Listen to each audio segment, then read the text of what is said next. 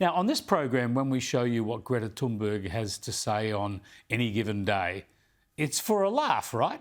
I mean, this is a teenage climate catastrophist.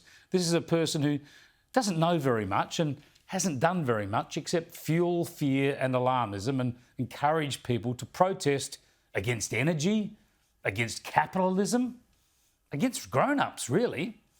Now, I'm not too critical of her. She started all this as a 14 or 15-year-old girl, for crying out loud. But I am critical of the adult politicians and activists and journalists who encourage this nonsense to further their own loony green left politics. And in this country, as we deal with this self-imposed energy crisis because of our ridiculous climate change policies, well, you have to wonder how the country's media and political class has lost its collective marbles. We're all paying the price, as we were just discussing. Anyway, if you want a clear demonstration of how bad this collective delusion has gone, you only have to look at our publicly funded broadcaster last night, the ABC.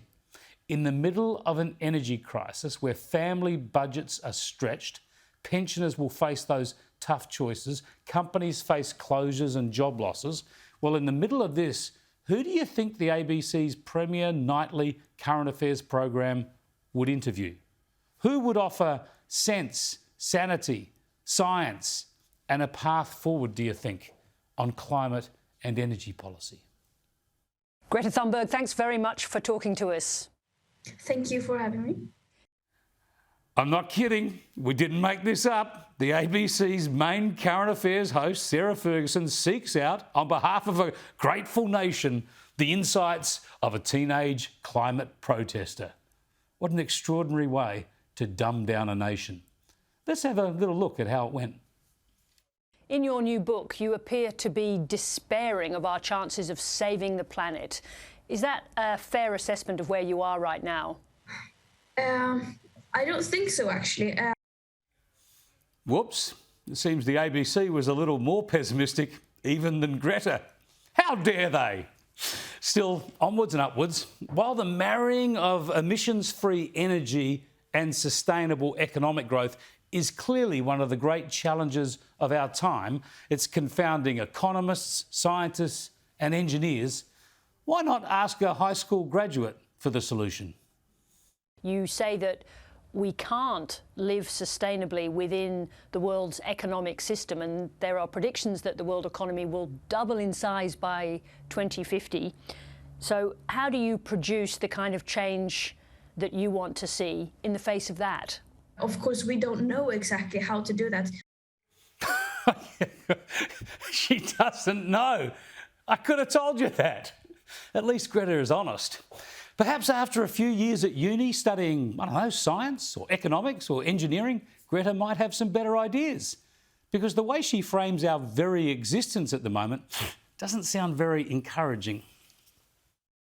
I was just sitting right now calculating my own carbon footprint.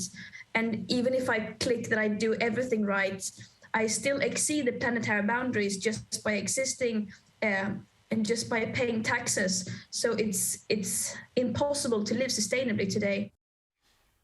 Look, people, it's best not to sit around calculating your carbon footprint, I reckon.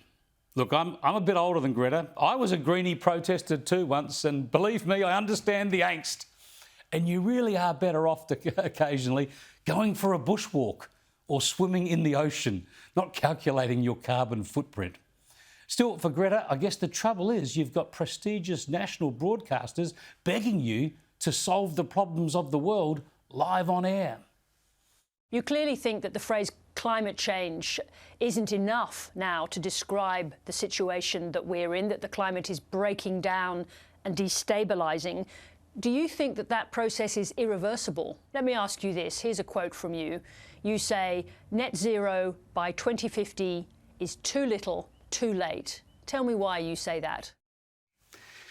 Did it not occur to Sarah Ferguson that she was talking to a 19-year-old who's just finishing high school? Greta can't give you any help with these issues. She's a teenage protester. But that didn't stop Ferguson seeking insights into global diplomacy and the very future of the planet. The big climate change conference in Egypt is about to start. Now, you condemned the last one as a failure and a PR exercise, and you said that the leaders were guilty of decades of blah, blah, blah. Do you expect any more from this one? I do not. OK, I'll give her that one. Greta got that one right. It will be more blah, blah, blah. And Australia's Climate and Energy Minister Chris Bowen will be there. And thankfully, our national broadcaster understands exactly what Australian taxpayers want. We want advice. We want to find out what we should be doing and how we should be doing it. And we want that advice from a Swedish teenage climate protester. I want to talk to you about Australia. We've got a new government who says, in their words, they're committed to dramatically lowering Australia's carbon emissions. But at the same time, Australia is one of the biggest exporters of coal and gas to the world. If you had one message to the Australian people, what would it be? I guess it would just be as simple as wake up and treat the climate emergency like an emergency. Yep, that's the advice. More alarmism, that ought to do it. If Greta wants more climate catastrophism, then she's preaching to the converted at the ABC. What a pleasant little waste of taxpayers' money this chat was. Greta Thunberg, thank you very much indeed for talking to us. Thank you.